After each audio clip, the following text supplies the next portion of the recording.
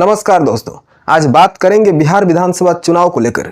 सवाल ये है कि क्या विपक्ष भी अब चुनावी नारा सेट करने में माहिर हो गया है?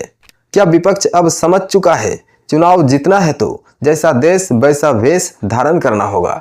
मतलब आजकल देश में हर चुनाव जीतने के पीछे नारों का अहम भूमिका रहा है। पिछले 10-12 सालों में हम देखते हैं कि हर चुनाव में चाहे देश हो प्रदेश हो, नए नए नारों का इस्तेमाल किया जाता है। नारों के जरिए ही लोगों को जोड़ा जाता है। अब विपक्ष भी नारों के जरिए आम जनता से जुड़ने की कोशिश कर रहा है। दोस्तों, आज के वीडियो में हम सब कुछ बताएंगे बिहार विधानसभा चुनाव किस लिए महत्वपूर्ण हो जाता है। बिहार में आगामी विधानसभा चुनाव से पहले इंडिया गठबंधन की वोटर अधिकार यात्रा ने सियासी हलचल तेज कर दी है।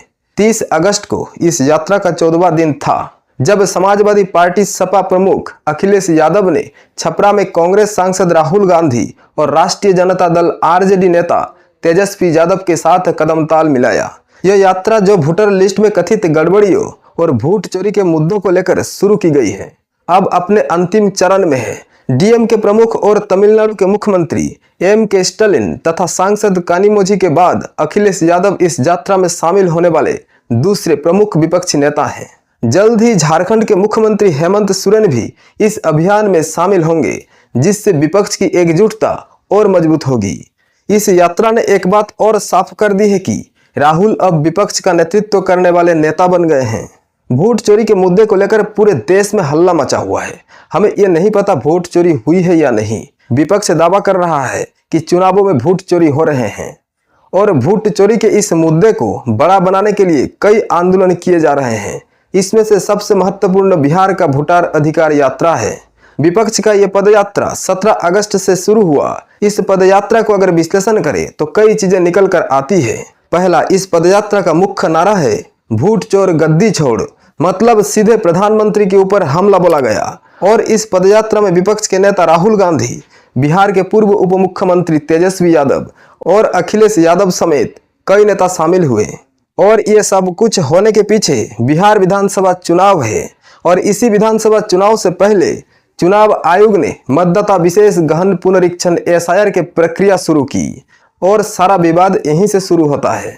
विपक्ष का कहना है एसआईआर की प्रक्रिया कानूनी रूप से सही नहीं है और ये वोट चोरी करने के लिए भाजपा की साजिश है और इसके लिए चुनाव आयोग को भी विपक्ष दोषी मानता है। और पिछले दिनों राहुल गांधी ने देश के अन्य प्रदेशों में कैसे वोट चोरी हुई इसको लेकर प्रेस कॉन्फ्रेंस की।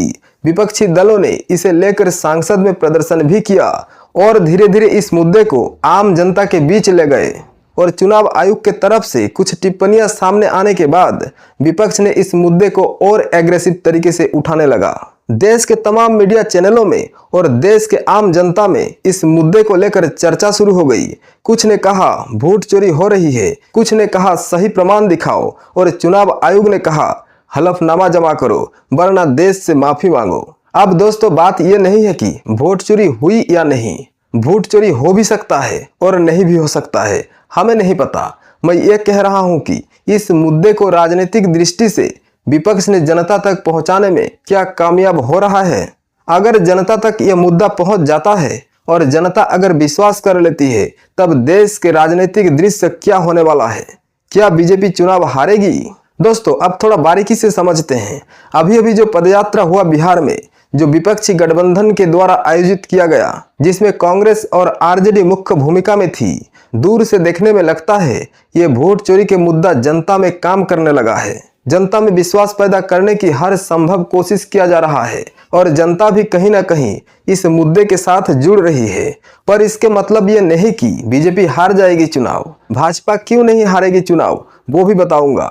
पहले इसे समझते हैं। चुनाव आयोग के ऊपर तो प्रश्न चिन्ह है, क्योंकि चुनाव आयुक्त की नियुक्ति के जो प्रक्रिया में बदलाव किए गए उस पर सवाल उठते हैं और उठते रहेंगे। पर दोस्तों, पक्ष हो और विपक्ष के हर कोई चुनाव जीतने के लिए लड़ता है। पर विपक्ष कह रहा है कि वोट चोरी हो रहे हैं, पर विपक्षी दल चुनाव से पीछे नहीं हटा है, चुनाव लड़ेगा और कह रहा है कि इस बार वोट चोरी होने नहीं देंगे। अगर सच में वोट चोरी हो रही है तो कैसे रोकोगे भाई? तब तो चुनाव हार जाओगे, क्योंकि वोटों को नियंत्रित करने की कोई साधन आपके पास नहीं है। तो इस हिसाब से भाजपा चुनाव जीत जाएगी। तो सवाल ये उठता है कि विपक्ष क्यों लड़ रहा है जब हारना ही है। तो दोस्तों, राजनीति मुद्दों का खेल है। जो दल अपने मुद्दों को जनता तक पहुंचाने में कामयाब हो जाती है वो चुनाव जीत जाती है। अब विपक्ष अगर वोट चोरी के मुद्दे को जनता तक पहुंचाने में सक्षम हो जाती है तो बड़े पैमाने पर जनता प्रभावित होगी और विपक्ष के खेमे में वोट डालेगी और तब विपक्ष यहां से जीत सकता है। अगर विपक्ष बिहार विधानसभा चुनाव जीत जाता है तब एक बात समझ लीजिए, वोट चोरी नहीं हुआ है। पर मैं ये नहीं कह रहा हूं कि भाजपा अगर जीत जाती है तो वोट चोरी करके जीतेगी, ये मैं नहीं कह रहा हूं। मैं बस इतना कह रहा हूं, अगर विपक्ष जीत जाता है तो वोट चोरी का ये जो मुद्दा है ये सिर्फ एक मुद्दा ही माना जाएगा, चुनावी मुद्दा और कुछ नहीं। अगर सच में चोरी होती तो आप कैसे जीत सकते हो? आप तो इसीलिए जीत पाए क्योंकि आप मुद्दे को जनता तक पहुंचाने में कामयाब हो गए और जनता ने आपको वोट दे दिया। राहुल गांधी और तेजस्वी को यह बात पता है, इसीलिए वो पदयात्रा कर रहे हैं, लोगों को जोड़ने की कोशिश कर रहे हैं। बिहार विधानसभा चुनाव इसीलिए महत्वपूर्ण हो जाता है क्योंकि वोट चोरी का जो मुद्दा है वो आगे चलता रहेगा या फिर बिहार विधानसभा चुनाव के बाद यह मुद्दा खत्म हो जाएगा, इसी का टेस्ट होने वाला है। अगर विपक्ष जीत जाता है तब यह मुद्दा अब नहीं चलेगा, अगर हारता है तो यह मुद्दा लंबा चलने वाला है। पर एक बात तो तय है, भाजपा कैसे भी करके बिहार विधानसभा चुनाव जीतना चाहेगी क्योंकि केंद्र में जो गठबंधन की सरकार है उस पर आंच आ सकती है अगर विधानसभा हाथ से निकल गया तो, क्योंकि नायडू भी बिहार विधानसभा चुनाव के ऊपर नजर रखे हुए हैं, ऐसा खबर आने लगे हैं। ऐसी स्थिति में भाजपा के लिए बिहार विधानसभा चुनाव जीतना जरूरी हो जाता है। लेकिन यह बिहार है, चुनावी जंग आसान नहीं होने वाला। यहाँ पर लालू फैक्टर भी भाजपा के लिए मुश्किलें पैदा करेगी। पीके फैक्टर, प्रशांत किशोर किसका नुकसान करेंगे क्योंकि पिछले उपचुनावों में देखा गया है कि प्रशांत किशोर भी कुछ वोटरों को प्रभावित कर रहे हैं। ऐसे में भाजपा के लिए राहत की बात यह है कि जेडीयू और चिराग पासवान की पार्टी एक साथ मिलकर चुनाव लड़ेगी। अगर ये दोनों पार्टी एक साथ चुनाव लड़ते हैं तो वोट बंटवारे का खतरा नहीं रहेगी। लेकिन बात वहीं पर जाकर रुकती है, जिस तरह से विपक्षी एकजुटता बिहार में चुनावों को लेकर दिख रहा है और मुद्दे जनता में प्लांट करने में धीरे धीरे सफल हो रहा है, इससे भाजपा के लिए मुसीबत खड़ा हो सकता है। और अगर बिहार विधानसभा भाजपा के हाथ से निकला तो केंद्र में सरकार बनाए रखना एनडीए गठबंधन के लिए बहुत मुश्किल हो जाएगा और ये बात मोदी और शाह भी जानते हैं और इसीलिए अंदर खाने बीजेपी भी बड़े तैयारी में जुटी हुई है और मौके की तलाश में है, विपक्ष की एक गलती के इंतजार में है, नए मुद्दे खड़े करने की तैयारी में है। वोट जैसे जैसे नजदीक आता रहेगा बिहार के राजनीतिक दृश्य भी बदलता रहेगा।